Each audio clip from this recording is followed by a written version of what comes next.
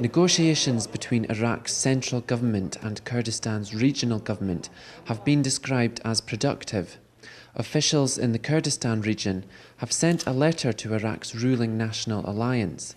The alliance has visited Kurdish officials to help resolve the issues between the two sides.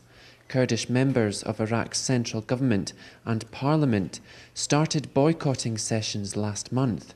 Iraq's parliament passed the national budget without Kurdish consensus.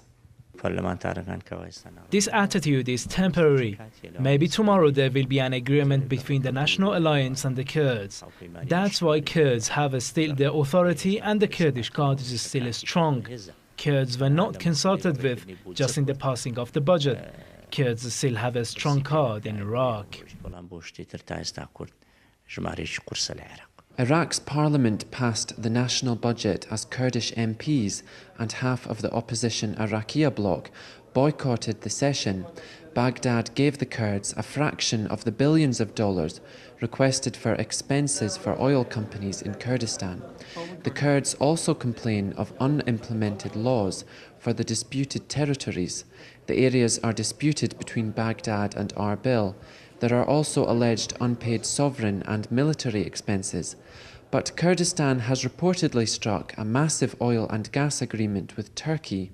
The deal would see the Kurds supply Turkey with at least 10 billion cubic meters of gas every year through a pipeline, the construction of which is part of the deal. Iraq's government believes such a measure would put Iraq's integration in jeopardy. Iraqi officials say Kurdistan should do all exports with Baghdad's permission. In exchange, the expenses of Kurdistan's oil companies would be covered. The central government says Kurdistan's oil exports and the deal with Turkey violate Iraq's constitution. The issues are well known and clearly outlined in the Iraq's constitution. Maybe some groups offer differing explanations, but it does not mean that the relationship between the Kurdistan region and the central government have become competitive or devoid of brotherhood and partnership. Officials have called for the creation of a joint committee to continue the dialogue between Baghdad and Arbil.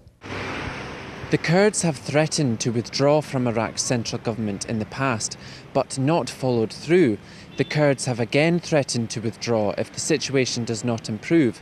But the question is, could Kurdistan afford the economic consequences of withdrawing and risking its share of the national budget? Dale McEwen, Press TV, Arbil.